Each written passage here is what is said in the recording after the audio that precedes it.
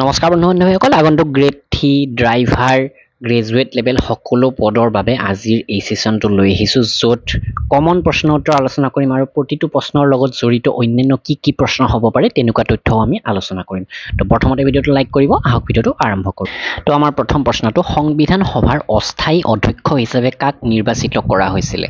সংবিধান সভাৰ অস্থায়ী অধ্যক্ষ হিচাপে নিৰ্বাচিত কৰা হৈছিল সচ্চিদানন্দ সিনহাক এতিয়া ইয়াতে এটা তথ্য আহিলে যে সংবিধান সভা কেতিয়া গঠন হৈছিল সংবিধান সভাখন গঠন হৈছিল 6 ডিসেম্বৰ 1946 চনত আৰু ইয়াৰ অস্থায়ী অধ্যক্ষ গৰাকী হৈছে সচ্চিদানন্দ সিনহা আৰু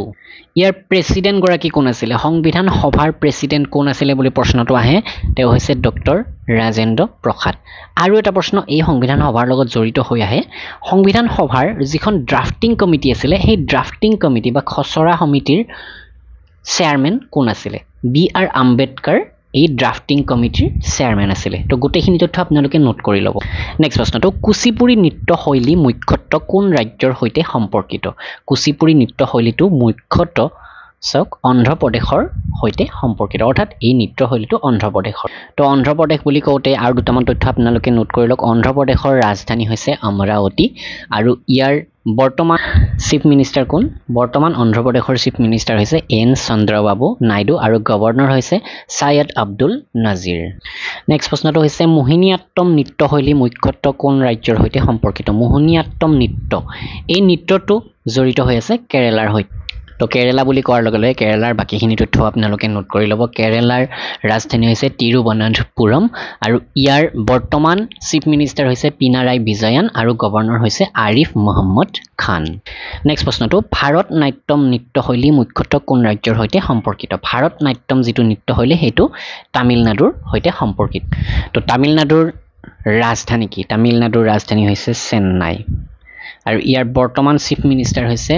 এম কে ষ্টেলিন আৰু গভৰ্ণৰ গৰাকী হৈছে আৰ এন ৰবি তো তামিলনাডুক পূৰ্বতে কি নামেৰে জনা গৈছিল এই তামিলনাডু ৰাজ্যখনক পূৰ্বতে মাদ্ৰাজ বুলি জনা গৈছিল নেক্সট প্ৰশ্নটো হৈছে কথাকলি কোন ৰাজ্যৰ এটা শাস্ত্ৰীয় নৃত্য ক্লাছিকেল ডেন্স কথাকলি হৈছে কেৰালাৰ এটা শাস্ত্ৰীয় নৃত্য তো ক্লাছিকেল ডেন্সৰ ওপৰত প্ৰশ্ন আহিব এইকেইটা তথ্য আপোনালোকক ক'লো আকৌ এবাৰ ৰিপিট কৰি দিওঁ ভাৰত নাট্যম নৃত্যটো হৈছে তামিলনাডুৰ ক্লাছিকেল ডেন্স কথকটো হৈছে উত্তৰ প্ৰদেশৰ কথাকলি কেৰালাৰ কুচিপুড়ি অন্ধ্ৰ প্ৰদেশ তাৰোপৰি এটা মণিপুৰী ক্লাছিকেল ডেন্স আছে সেইটো মণিপুৰৰ হয় মোহিনীআট্টমটো কেৰালাৰ হয় ওডিচি নামৰ এটা ক্লাছিকেল ডেন্স আছে সেইটো হৈছে উৰিষ্যাৰ আৰু সত্ৰীয়া আমাৰ অসমৰ তো ইয়াতে কেৰালাৰ দুটা ক্লাছিকেল ডেন্স আছে মোহিনীআট্টম আৰু কথাকলি নেক্সট প্ৰশ্নটো হৈছে কোনখন ৰাজ্যত কেশৰৰ সৰ্বাধিক উৎপাদন হয় জম্মু কাশ্মীৰত কেশৰৰ সৰ্বাধিক উৎপাদন হয় জম্মু কাশ্মীৰ এতিয়া ৰাজ্য হৈ থকা নাই এই জম্মু কাশ্মীৰ এতিয়া এখন কেন্দ্ৰীয় শাসিত অঞ্চল আৰু বৰ্তমান এই জম্মু কাশ্মীৰ ইউনিয়ন টেৰিটৰি যিখন হৈছে এইখন কেই তাৰিখে ফৰ্মেশ্যন হৈছে কেই তাৰিখে গঠন হৈছে এইটো প্ৰশ্ন আহিব পাৰে এক্সামত 31 অক্টোবৰ 2019 ত জম্মু কাশ্মীৰ পূৰ্বৰ জম্মু কাশ্মীৰখন কেন্দ্ৰীয় শাসিত অঞ্চললৈকে পৰিৱৰ্তন হৈ যায় জম্মু কাশ্মীৰ 1 নম্বৰতে আৰু 2 নম্বৰ পাৰ্টটো হৈ পৰে লাডাখ তো আমাৰ নেক্সট প্ৰশ্নটো ভাৰতৰ কোনখন নদীত প্ৰথম বহুমুখী প্ৰকল্প নিৰ্মাণ কৰা হৈছিল ভাৰতৰ প্ৰথম দামোদৰ নদীখনত এই বহুমুখী প্ৰকল্প এটা নিৰ্মাণ কৰা হৈছিল আৰু ইয়াতে চাওক এই দামোদৰ নদীটো কোন ৰাজ্যৰ মাজেৰে বৈ গৈছে ঝাৰখণ্ড আৰু ৱেষ্ট বেংগলৰ মাজেৰে এই দামোদৰ নদীটো বৈ গৈছে আৰু দামোদৰ নদীৰ পাৰত বহুকেইখন চহৰ আছে দুৰ্গাপুৰ বৰ্ধমান হাওৰা এনেকুৱা বহুকেইখন চহৰ এই দামোদৰ নদীৰ পাৰত অৱস্থিত নেক্সট প্ৰশ্নটো ভাৰতীয় জাতীয় কংগ্ৰেছৰ প্ৰথম সভাপতি কোন আছিল ভাৰতীয় জাতীয় কংগ্ৰেছৰ প্ৰথম গৰাকী সভাপতি আছিল উমেশ চন্দ্ৰ বেনাৰ্জী তো এতিয়া প্ৰশ্ন এটা হ'ব পাৰে যে এই ভাৰতীয় জাতীয় কংগ্ৰেছ কেতিয়া গঠন হৈছিল একদম তাৰিখটো আপোনালোকে মনত ৰাখিব 28 ডিসেম্বৰ 1885 ভাৰতীয় জাতীয় কংগ্ৰেছ গঠন হৈছিল আৰু ইয়াৰ প্ৰথম অধিৱেশনৰ সভাপতি গৰাকী আছিল প্ৰেসিডেন্ট গৰাকী আছিল ডব্লিউ.চি. বেনাৰ্জী বা উমেশ চন্দ্ৰ বেনাৰ্জী আৰু এই প্ৰথম অধিৱেশনখন ক'ত অনুষ্ঠিত হৈছিল বোম্বেত অনুষ্ঠিত হৈছিল 1885 চনত বোম্বেত এই অধিৱেশনখন অনুষ্ঠিত হৈছিল নেক্সট প্ৰশ্নটো হৈছে গান্ধীজীয়ে কাক তেওঁৰ ৰাজনৈতিক গুৰু বুলি গণ্য কৰিছিল পলিটিক্যাল টিচাৰ বা ৰাজনৈতিক গুৰু বুলি গণ্য কৰিছিল গান্ধীজীয়ে কাক গোপাল কৃষ্ণ গোখলেক নেক্সট প্ৰশ্নটো যথেষ্ট ইম্পৰ্টেণ্ট আন্তৰ্জাতিক শান্তি আৰু নিৰাপত্তা বজাই ৰখাৰ বাবে ৰাষ্ট্ৰসংঘৰ কোনটো অংশ দায়বদ্ধ ৰাষ্ট্ৰসংঘৰ বহুকেইটা অংশ আছে এই বিষয়ে ইয়াৰ আগৰ এটা ভিডিঅ'ত মই আপোনালোকক ডিটেইল বুজাইছিলোঁ যদি আপোনালোকে চোৱা নাই আগৰ গোটেইকেইটা ছিজন চাই ল'ব এইটোত মই অকণমান তথ্য আপোনালোকক আগবঢ়াম তো এতিয়া প্ৰথম কথা হৈছে আন্তৰ্জাতিক মানে গোটেই পৃথিৱীৰ শান্তি আৰু নিৰাপত্তা বজাই ৰখাৰ বাবে ৰাষ্ট্ৰসংঘৰ যিটো অংশ দায়বদ্ধ সেইটো হৈছে সুৰক্ষা পৰিষদ অৰ্থাৎ চিকিউৰিটি কাউন্সিল তো ৰাষ্ট্ৰসংঘৰ ভালেকেইটা অংগ আছে বিশেষকৈ 6টা অংগ ইম্পৰ্টেণ্ট তাৰে ভিতৰত সুৰক্ষা পৰিষদ অৰ্থাৎ চিকিউৰিটি কাউন্সিল এক নম্বৰতে আহিল তাৰ পাছত আছে ইউনাইটেড নেশ্যনছ জেনেৰেল এছেম্বলি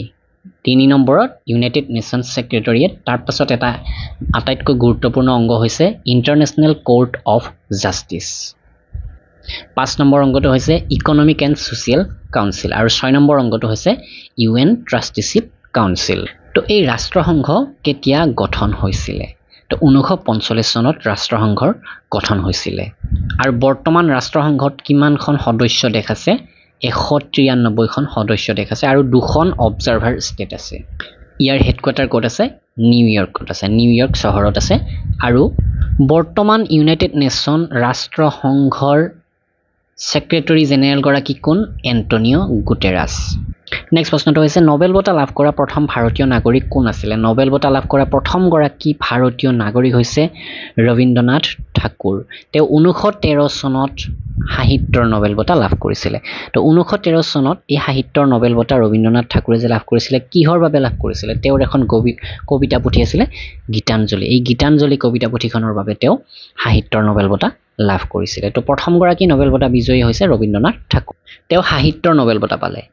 দ্বিতীয় গৰাকী কোন দ্বিতীয় গৰাকী হৈছে চি.ভি. ৰমন চি.ভি. ৰমনে 1930 চনত তেওঁৰ ৰমন এফেক্টৰ বাবে ফিজিক্সত নোবেল বঁটা লাভ কৰিছিলে তৃতীয় গৰাকী ব্যক্তি হৈছে যিয়ে 1979 চনত নোবেল বঁটা লাভ কৰিছিলে শান্তিৰ নোবেল বঁটা লাভ কৰিছিলে তেওঁ হৈছে মাদাৰ টেৰেছা চতুৰ্থ গৰাকী ব্যক্তি হৈছে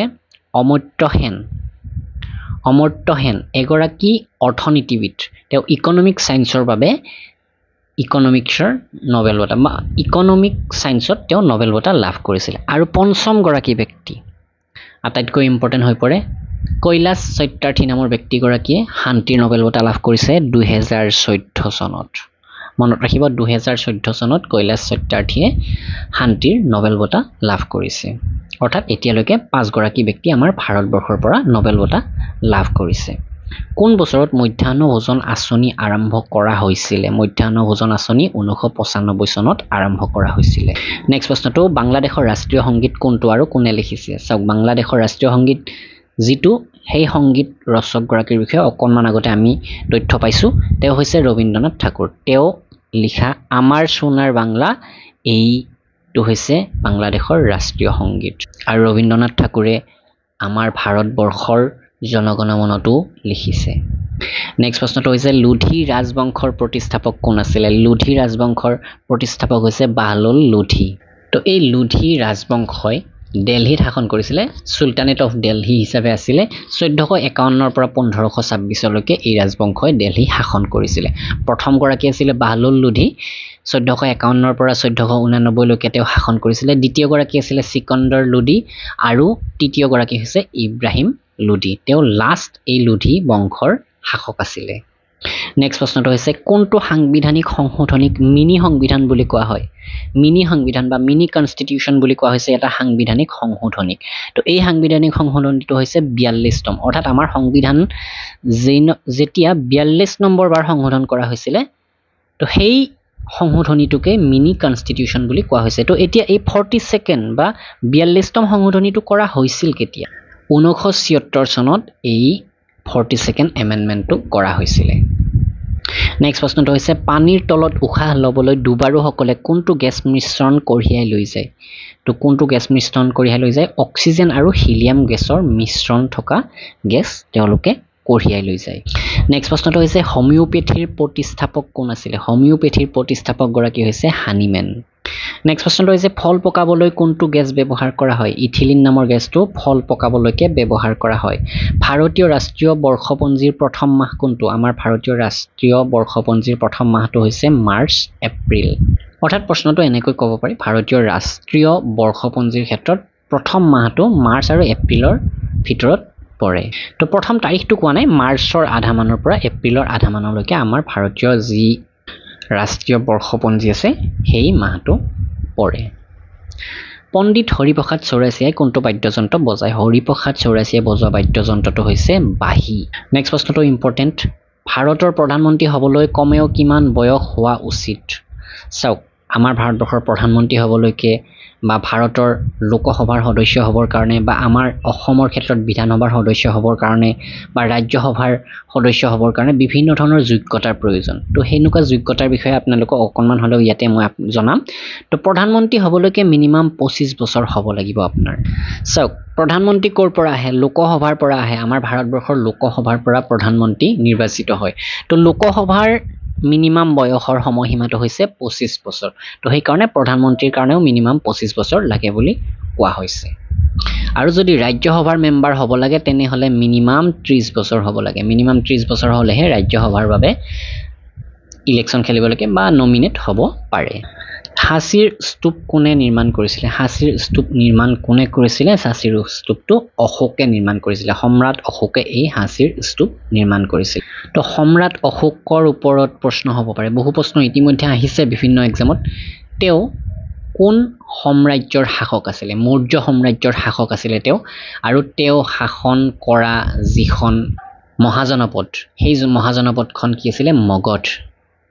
অশোকৰ পিতৃৰ নাম কি আছিলে অশোকৰ পিতৃৰ নাম আছিলে বিন্দুহাৰা আৰু মাতৃৰ নাম আছিলে সুভদ্ৰাংগী তো এটা প্ৰশ্ন আহে যে অশোকৰ যিগৰাকী স্পিৰিচুৱেল টিচাৰ আছিলে বা অশোকে যিগৰাকী বুদ্ধিষ্ট মংকৰ ওচৰত ধৰ্মীয় শিক্ষা লৈছিলে সেই গৰাকীৰ নাম কি তো উপগুপ্ত নামৰ এগৰাকী বুদ্ধিষ্ট মংকৰ ওচৰত তেওঁ বুদ্ধ ধৰ্ম গ্ৰহণ কৰিছিলে বা বুদ্ধ ধৰ্মৰ বিভিন্ন শিক্ষা লৈছিলে বা অশোকৰ স্পিৰিচুৱেল টিচাৰ বুলি ক'ব পাৰি উপগুপ্তক তো আজিৰ সেশনটোত এইখিনি প্ৰশ্ন উত্তৰ আপোনালোকৰ বাবে আগবঢ়ালো সেশনটো কেনে পাইছে এইটো জনাব আৰু এই ক্ষেত্ৰত কি ধৰণৰ আপগ্ৰেড কৰিব লাগে কেনেকুৱা ধৰণৰ প্ৰশ্ন উত্তৰ আপোনালোকে বিচাৰে সেইটো কমেন্ট কৰি জনাব ভিডিঅ'টো লাইক কৰক শ্বেয়াৰ কৰক ধন্যবাদ